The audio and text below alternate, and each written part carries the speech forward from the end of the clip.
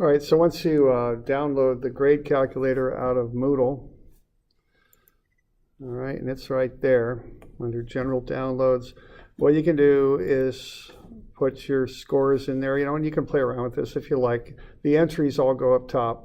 So if you're doing your homework and doing pretty well, I don't know, it's hard to say, 92, 95%, somewhere in there is what you ought to have on that.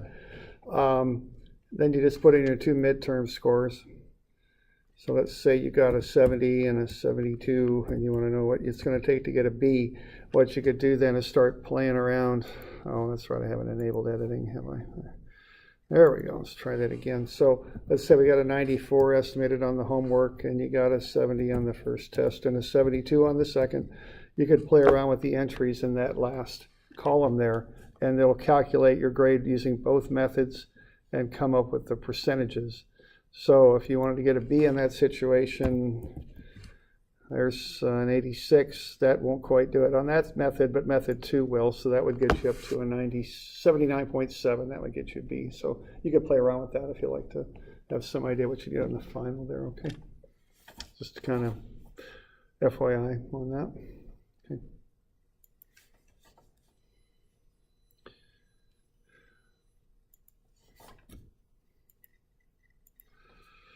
All right, so any questions on any of that stuff?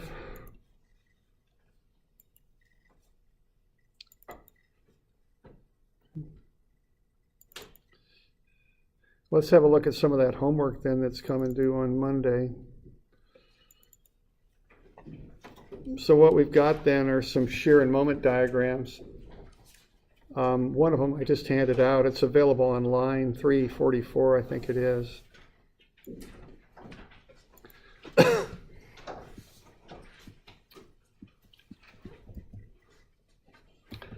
All right, so we just got to apply these general laws for writing shear and moment diagrams, or drawing them up, I guess.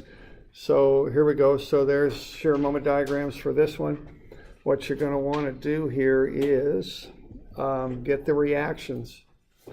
Okay, so start with moments about A, 9,000 by 4, that's negative. And then the 24,000 just goes in as a number. You don't put a moment arm on there. That's a couple. It's already got a moment arm attached to it. So you don't need to be adding one. And then 4, 4, and 4 makes 12 times RD. So solve for RD, it's 5,000.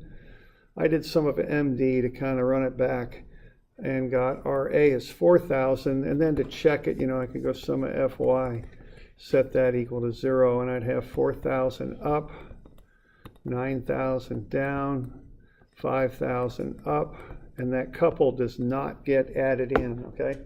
So those couples do not have moment arms, nor do they get added into force equations. And this one checks out, so that's just a good check on this. I think I've mentioned here, when you're doing these shear moment diagrams, you don't start off with bum reactions because it'll just mess everything up. So just remember that. Just be darn sure your reactions are good, okay? So take some care with those. So sometimes to check, I'll just do 2 moment equations and then check them with a force equation is what I'll do sometimes. Okay. All right, so then it's just a matter of following the rules here on going through this stuff. So you got the 4,000 there on the left. So you just kind of start in from there. So there you go. So kick up from 0 up to 4,000. Then nothing changes. So you get over there and nothing has changed because there's nothing between A and B to change that. Then the 9,000 changes the moment diagram from 0 down to negative 5,000. Okay, then there's nothing going on until you hit the reaction, and that brings you back to 0. That's how you check these. The reactions ought to bring you back to 0. Okay. Then whenever you've got these areas to calculate, you calculate them up. Now, so I'll get the first one. It's 4,000 by 4. It's 16,000 up above the x-axis there, so that's positive. And then I've got that big block of negative 5,000 times the 4, and the 4 makes 8. However, I'm going to do 2 areas there because I've got that couple there, and I know that's going to jump the moment diagram. So I want the area to the left of it and the area to the right of it because I know it's going to have a big effect, immediate effect on the moment diagram. So negative 5,000 by 4 is negative 20,000. Again, I've got negative 5,000 by 4 for negative 20,000. So now from there I can do the shear diagram. Remember, the slopes equal the value of the shear on these. So that slope's going to be 4,000. These other two slopes are going to be negative 5,000. You don't have to write these in, but I just do it, so, you know, when I'm explaining how to do these.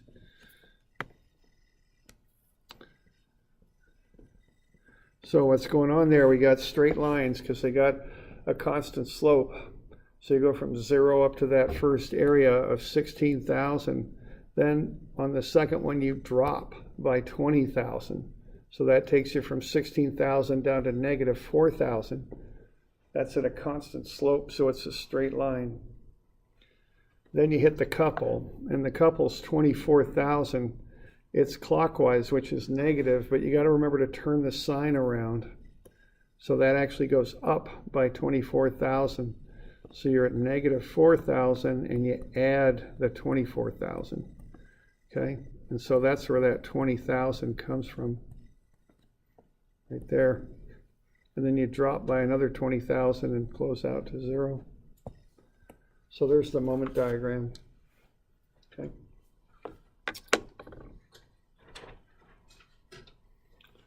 Doing all right with that?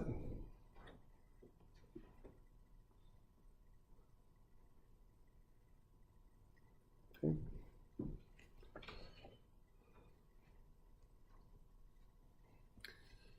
All right, the next one there, we got a cantilever, distributed load of 4 kilonewtons per meter. That's 4,000 newtons per meter. And then a concentrated load of 8 kilonewtons. So get those reactions. So what I got the area there on either side. So 4,000 times 4, that 4 kilonewtons, I just make 4,000 newtons. Times 4 is negative 16,000. Then negative 4,000 times 2 is negative 8,000.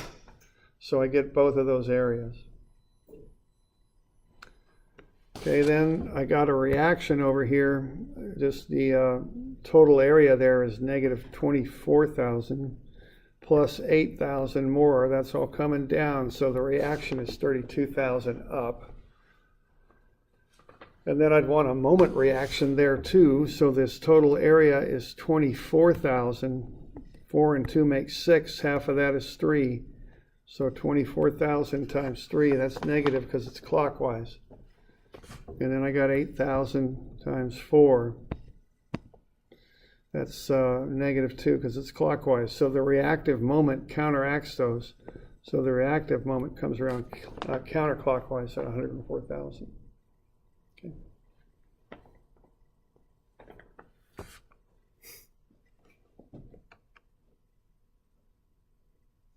So we're doing all right with that?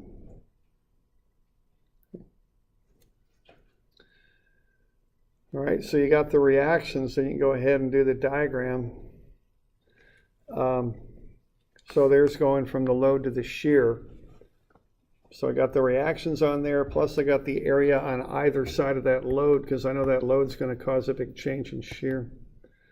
So I kick up to 32,000, then I drop by 16,000. So I'm at 32,000, and I'm going to drop by 16,000. So I'm going to end up at 16,000. That's at a constant slope equal to negative 4,000 right there. Okay, then I hit that 8 kilonewton load, so I drop from 16,000 down to 8,000.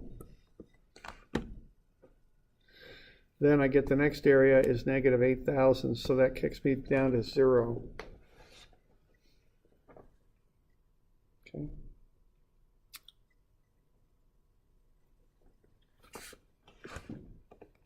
So we're doing all right with that? Okay.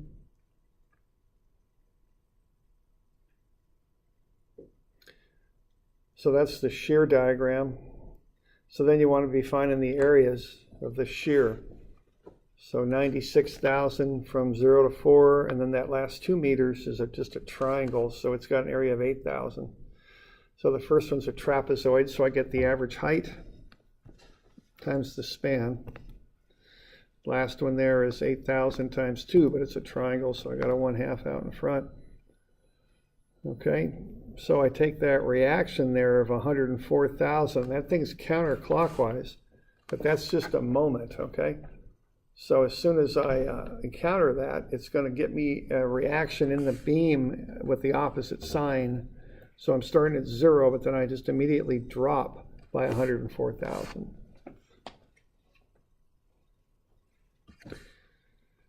Okay, this area then is 96,000, so that gets me up to negative 8,000 right there.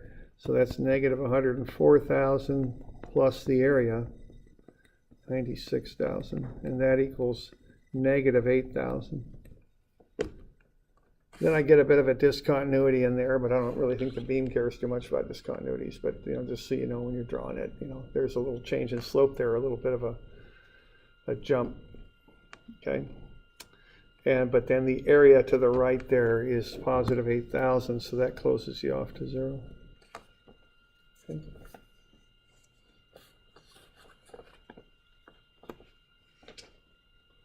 We're doing all right with that one? Okay.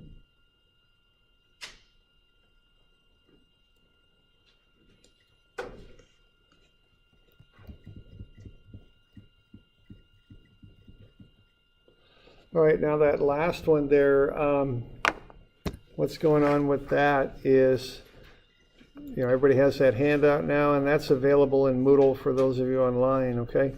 Now the deal with that last one is you just want to be finding those reactions and then working through it. Maybe I'll just let you do that because you're going to need to know how to do this. So I don't know if are there any questions on that last one? Trying to think here. Diagrams.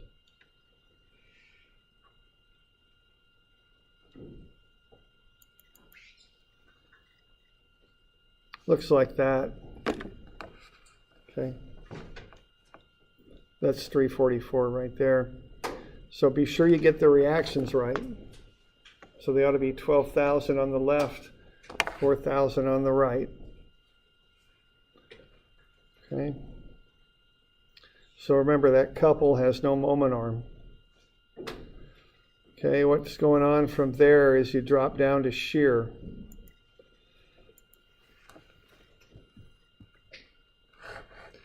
So you get a shear diagram that looks something like that. You're going to kick up by the reaction, drop by that distributed load, hold steady till you hit the 12,000, then you drop, then you hold steady and come back up at E.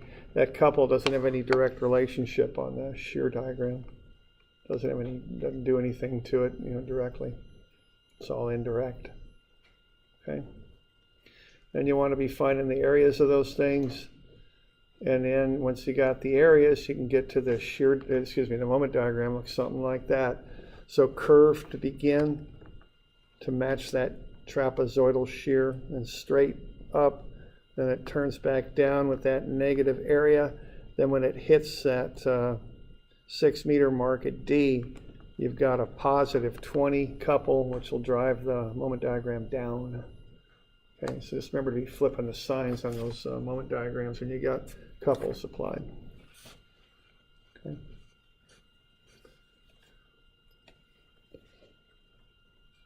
Got any questions on that one?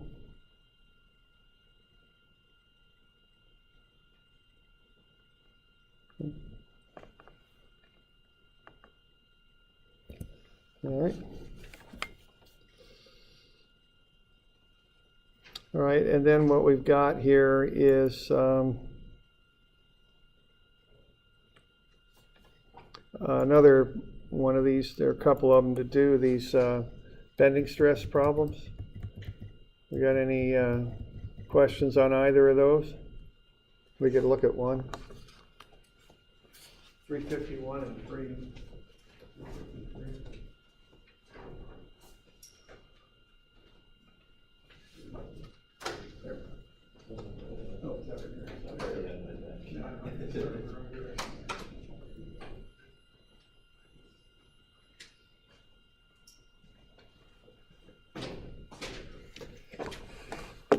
All right, so how about 353 here? Okay, kind of start with a sum of moments about A. Okay, that's an overhanging beam. Reactions are pretty straight up though. RC ought to be 22,000, RA ought to be 6,000. Then I do a sum of FY to check. And my sum of FY comes out to 0, so that's a good thing. That all checks out okay. So we good with that for starters? Okay. Now what you're going to be doing here is you're going to apply the formula. Well, maybe anyway, if I can get the pen to work, but that's always a challenge these days. So change color, let's see if that works. There we go. Okay, so when I'm thinking how to do those, I just use the equation to kind of guide me through what I got to do. I got to find the moment. I got to find the distance from the centroid up and down. That's what C is. And I got to find the moment of inertia. So I got to do the shape properties for that T-beam. I got to go the centroid, and then I got to do the moment of inertia about the centroid, and then I got to do a moment diagram and find the maximum moment. All right. So what you want to realize here on this thing is when you load a beam up like that, it's going to get a little curvy there. It's going to bend down at B. It's going to inflect around C somewhere. Then it's going to turn down negative at C all the way to D. Okay? So you're going to have part of the moment that's positive and part that's negative. So that gets a little tricky. So what I want to be doing there is calculating both of those in pound inches. So this is M max positive, and this is M max negative, and I want to identify both of those. Okay, that'll get a little bit involved, so let's just kind of get those written down somewhere. Okay, so what we got going on there is for the shear, we start at 0, we go up 6,000, we hold 6,000, and the negative 20,000 gets us down to negative 14,000. Hold that till you get to the 22,000. That kicks you up to 8,000. Hold steady with that, and that drives it back down to 0. You can get the areas of the different blocks like so. They're just rectangles. You start at 0, you go up by the first area, that's 18,000. Drop by the second area, that'll get you down to negative 24,000. And that last area gets you back up to 0. So the deal is, and then you want to convert to pound inches. So the maximum positive moment is 216,000, and the maximum negative moment is negative 288,000. Okay. So we're doing all right with the moment diagram, and also seeing the fact we got a positive one we got to deal with and a negative one we got to deal with. Okay.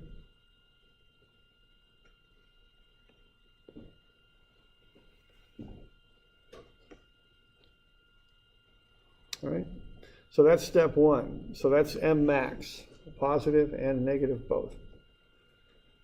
All right, now the next bit to do on this is to work with that T-beam cross-section and get the shape properties, the centroid and the moment of inertia. Okay.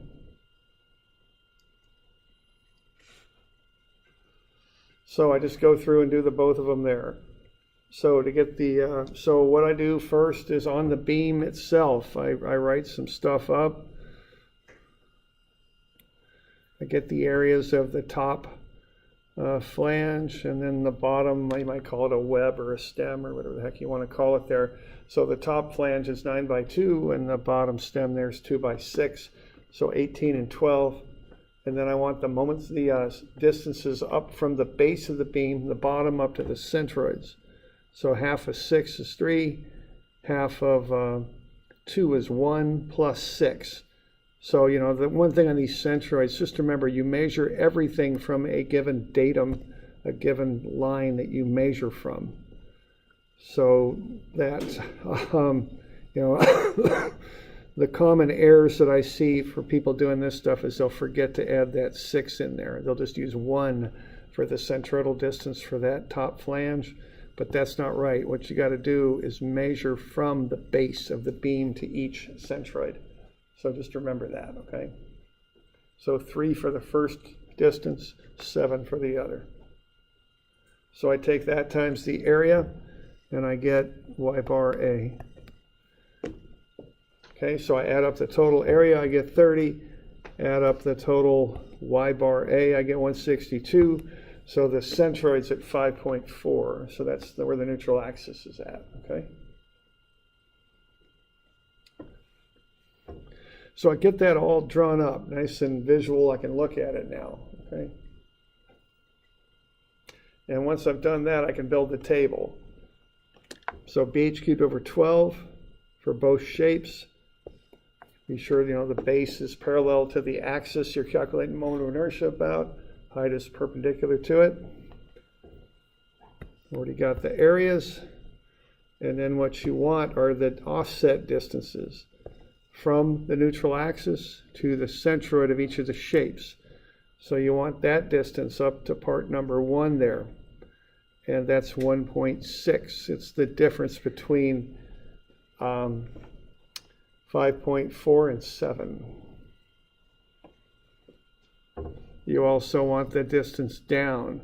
That's the difference between 3 and 5.4, so that's 2.4.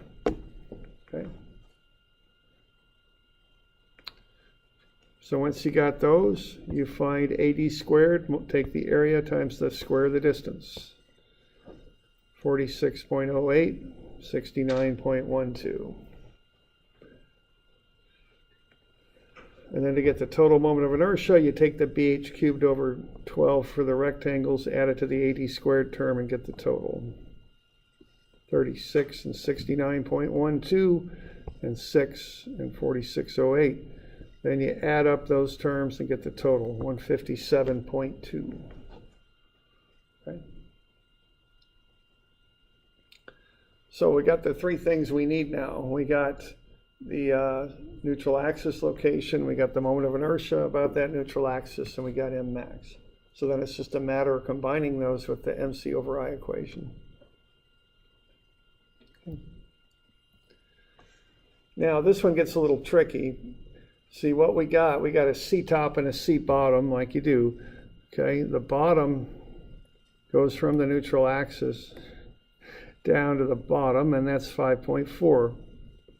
The top goes from the neutral axis up to the top, and that's 8 minus 5.4, that's 2.6. Okay. Now we got 2 variables here. We got a positive moment and a negative moment. Plus we got these 2 different distances.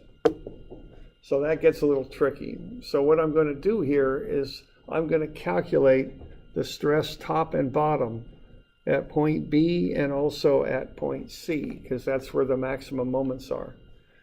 So at point B, I've got a maximum moment of a positive 216. That means compression is on the top, tension's on the bottom. So for tension, I've got the 216,000 times the distance from the neutral axis down to the bottom, 5.4. divided by I, and that's 7420. That's for tension at B. For compression, it's the same formula, except I use the distance to the top, which is 2.6. And that gets me for compression 3573. Then I'm going to do it again at point C, because that's where the maximum negative moment is. At C, I've got a beam bending like that, so I've got tension on the top, compression on the bottom, because that beam's inflected. It has an overhang, so it bends down at C, okay? So I'm going to use the maximum moment at C, 288,000. For the tension, I'll use the distance to the top now, 2.6. For the compression, I'll use the distance to the bottom, 5.4. So what I end up with here are 2 compressive stresses and 2 tensile stresses. And I want to find what the biggest ones are, of course, because that's what you designed for, are the really big stresses. So there's the biggest tensile, and there's the biggest compression. Okay? So this one's a little tricky in that regard.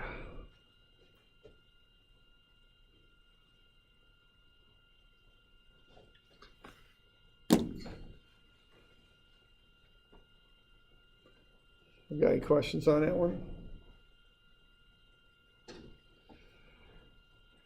Okay. So that's an important little bit about, designing stuff, beam design there, and analyzing beams.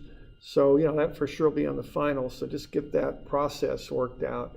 I'd suggest making a flow chart, for some of this stuff. And I think maybe I just have a page of flow charts that I kind of look over. Nothing too detailed, but here you're using, and they're based on the equation, MC over I.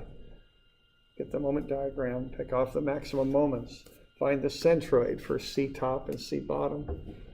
Calculate the moment of inertia about the centroid, the neutral axis there. So that's your M, C, and I. Those are the three pieces you put together. Okay.